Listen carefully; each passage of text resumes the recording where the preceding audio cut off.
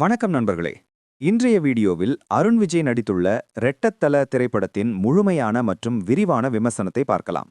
மண் கராத்தே புகழ் இயக்குனர் கிருஷ் திருமுருகன் இயக்கத்தில் அருண் விஜய் இரட்டை வேடங்களில் நடித்துள்ள இந்த படம் ஒரு சாதாரண பின்னணியில் இருந்து வரும் இளைஞனின் வாழ்க்கை, கனவுகள் மற்றும் அவன் சந்திக்கும் எதிர்பாராத திருப்பங்களை மையமாக கொண்டு நகர்கிறது. பெற்றோரின்றி வளர்ந்த நாயகன் வாழ்க்கையில் முன்னேற வேண்டும், நல்ல நிலைக்கு வர வேண்டும் என்ற ஆசையோடு போராடும் நிலையில் இருக்கிறான். அதே நேரத்தில் நாயகி தனது கனவுகளை அடைய முயற்சி செய்கிறாள். இந்த சூழலில் கோடீஸ்வரராக வாழும் இன்னொரு அருண் விஜயை அவன் சந்திக்கும் தருணத்திலிருந்து கதை புதிய பாதைக்கு மாறுகிறது. முதல் பாதி மெதுவாகவும் கதாபாத்திரங்களை அமைக்கும் விதத்தில் நகர்ந்தாலும் இரு வேடங்களின் சந்திப்புக்கு பிறகு திரைக்கதை சற்று வேகம் பிடிக்கிறது. ஆக்ஷன் காட்சிகளில் அருண் விஜய் தனது உடல் மொழி, ஸ்டைல் மற்றும் மாஸ் அப்ரோச்சால் ரசிகர்களை திருப்திப்படுத்துகிறார்.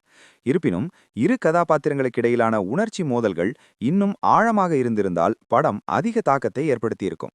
நாயகியின் கதாபாத்திரம் நாயகனின் வாழ்க்கை முடிவுகளை மாற்றும் வகையில் முக்கிய பங்கு வகிக்கிறது என்றாலும் சில இடங்களில் அது முழுமையாக பயன்படுத்தப்படவில்லை என்ற உணர்வு ஏற்படுகிறது.